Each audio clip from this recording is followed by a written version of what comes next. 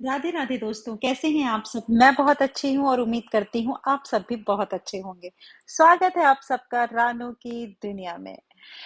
तो लो, एक सफर फिर शुरू हो गया मेरा। मुझे ऐसा लगता है मैं बहुत सफर करती हूँ। महीने में एक दो ट्रिप तो मैं घर के लगा ही देती हूँ। देखिए कितना प्यारा नाइट का व्यू है। मैं पहुंच गई रेलवे स्टेशन, न्यू दिल्ली।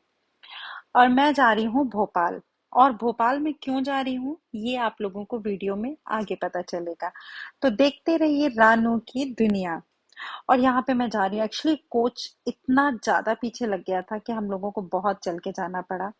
और बच्चों को ट्रेन में बहुत मजा आता है। मुझे ऐसा लगता है फ्लाइट से ज्यादा वो ट्रेन में एंजॉय करते हैं क्योंकि बहुत स्पेस होता है।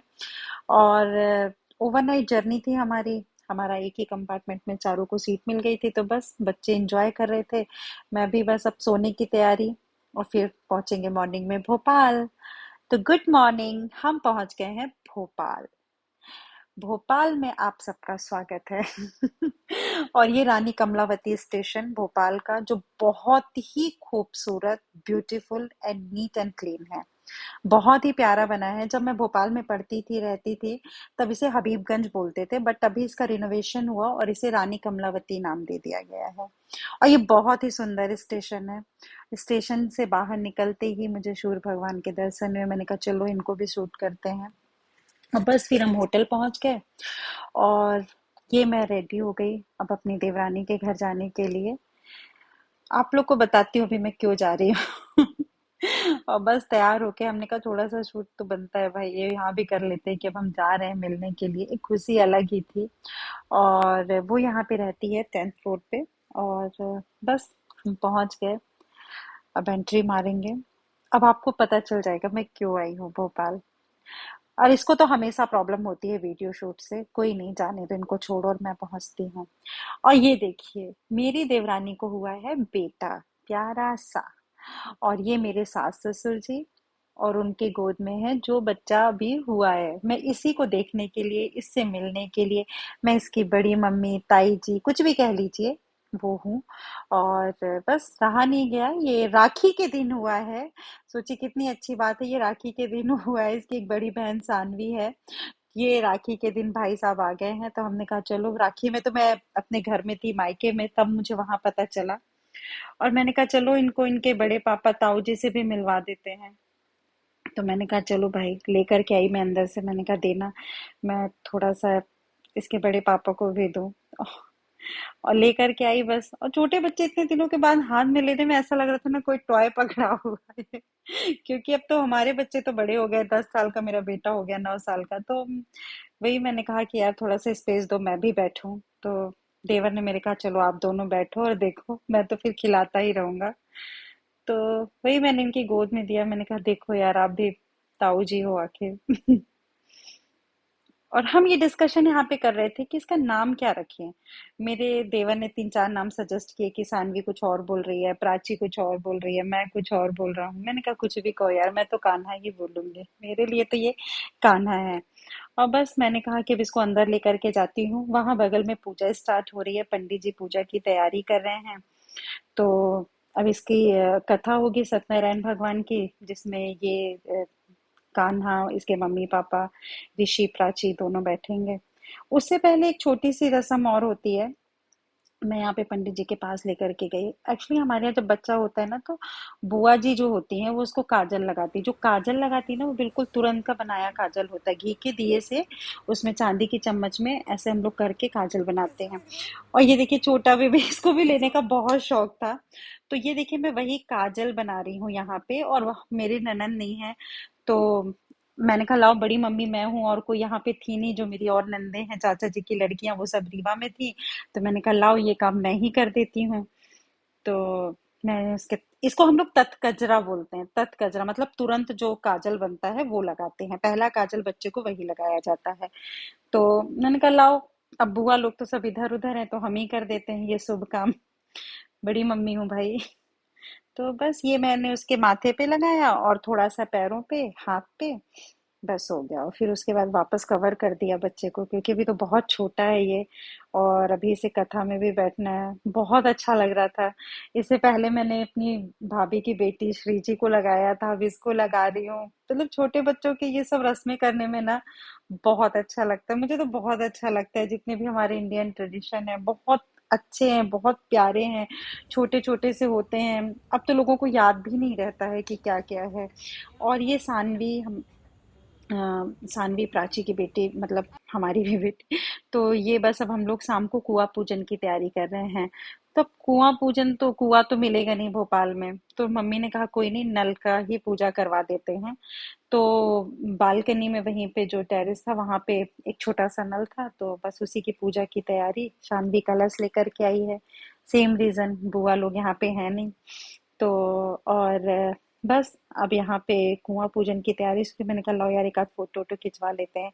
मम्मी मेरी बेचारी थक हार के फाइनली सूट पहन ली, क्योंकि बहुत देर से हम लोग नाउन का वेट कर रहे थे। ये जो ऑरेंज साड़ी में है, पर ये आई ही नहीं। और आप यहाँ पे थोड़ा सा सुनिए, मैं अपनी आवाज बंद कर रही हूँ, आप गाना सुनिए। रेशम की डोरी रेशम डोरी कब निकला गे रेशम डोरी कब निकला गे जब सोने घायल ना होई रेशम की डोरी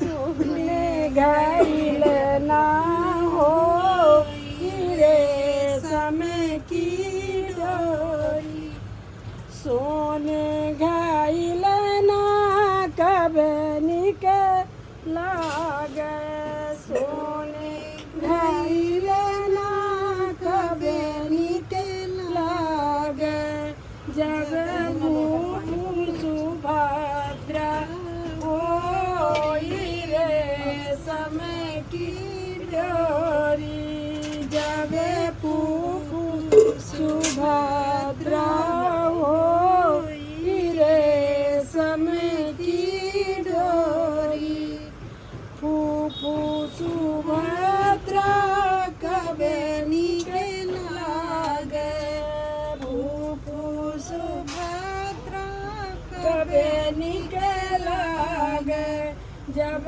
हाथे मकल सा होई रेशम की डोरी जब हाथे मकल सा होई रेशम की डोरी हाथों का कलसा कब निकला गे हाथों का कलसा कब निकला गे जब हाथ मामो हरे वो होई रेशम की डोरी जब हाथ मामो हरे होई रेशम की डोरी हाथ की मोहर कब निकला गे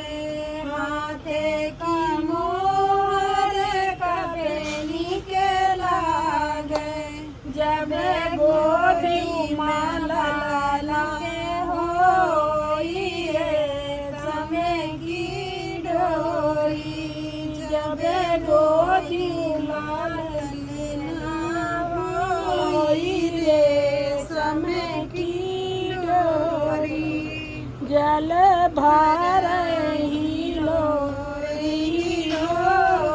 रेशम की डोरी जल भर हिलो रेशम की कैसा लगा आप लोगों को ये लोकगीत? इसे सोहर कहते हैं। जब बच्चे होते हैं तब इसे गाया जाता है, सोहर को। तो मेरी सासू माँ गा रही थी, उन्होंने कहा तुम भी गवा लो यार, मैं अकेले नहीं गा पाऊंगी। तो मुझे आता नहीं है, पर मम्मी का मैंने साथ दिया है।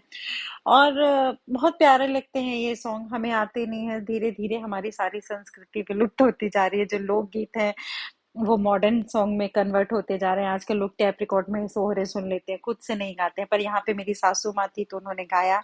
और धीरे धीरे बस पूजा समाप्त होती जा रही है। मतलब पूजा क्या, कुआं पूजन इसे बोलते हैं। और ये सॉन्ग आप लोगों को कैसा लगा, मतलब ये लोकगीत जिसे सोहर कहते हैं, वो कैसी लगी आप लोग जरूर बताइएगा। और यहाँ पे एक रस्म और होती है, जो लोटे लेकर के प्राची आई है, इसे देवर उतार के रखते हैं, उसके बदले उन्हें कुछ नींद दिया जाता है।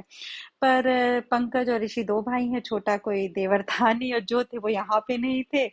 तो फिर मेरी सासू माँ ने बोला कि कोई नहीं, देव उतार देगा। तो बस हम लोग, ये नाउन यहाँ पे पानी उतार रही है उनके, प्राची का होता होगा कुछ भी।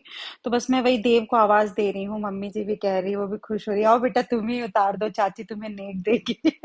अब उसे तो ज्यादा कुछ ऐसा था नहीं, वो बोला क्या करना है क्या करना है, तो बस उसे मम्मी समझा रही कि कुछ नहीं करना है। बस चाची ने जो ये लोटे ले रखे हैं, इन्हें तुम उतार के जाके पूजा, जहाँ पे भगवान जी हैं, मंदिर है, वहां पे रख दो। और ये बहुत अच्छी रस्म होती है, छोटी छोटी रस्में ही हैं जो मतलब सारी फैमिली को एक साथ करते हैं। मतलब मुझे लगता है ये रस्में बनाई ही इसीलिए गई हैं कि सब लोग एक दूसरे से कनेक्ट हो, वरना कोई भी कर सकता है। लेकिन देखिए ना, बुआ, देवर, फूफा, हर की जो रस्में बनाई गई हैं ना, सासू माँ, उनका कहीं ना कहीं इसलिए स्थान दिया गया है कि लोग आपस में जुड़े रहे, मिलते रहे।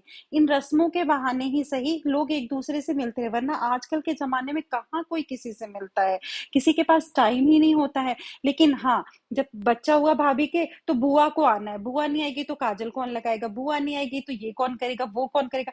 इस बहाने लोग एक दूसरे से मिलते हैं। और ये बस अब हम भोपाल से निकल रहे हैं। ये नेक्स्ट डे का वीडियो है, मैं ज्यादा कुछ शूट नहीं कर पाई, बहुत सारी चीजें हैं, हम लोग घूमने गए, शॉपिंग पे गए, लेकिन वो सब मैं शूट नहीं कर पाई, थक गई थी बहुत ज्यादा। बहुत हेक्टिक जर्नी हो जाती है, जाना आना। तो बस मैं थक गई थी। और यहाँ पे मेरा बेटा मुंह छुपाता हुआ, इसको बिल्कुल भी पसंद नहीं है वीडियो में आना। और मेरा छोटा बेटा इसको जरूर शूट करता है। ये दोनों भाई, मेरे हस्बैंड पंकज, एंड उनके बगल में उनका छोटा भाई ऋषि। हम लोग स्टेशन पहुंच चुके हैं, वापस वही रानी कमलावती और शताब्दी हमारी ट्रेन थी। बहुत पीछे हमारा कोच था, वापस हमें बहुत चलना पड़ा।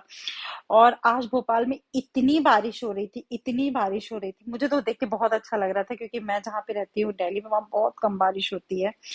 तो बस अब हम लोग वापस हो रहे थे, सब थके हारे। अब बस ये कि अब चलो वापस, अब हो गई पूजा पाठ, मिलना मिलाना, जो कुछ भी था सब कुछ हो चुका है। अब चलो।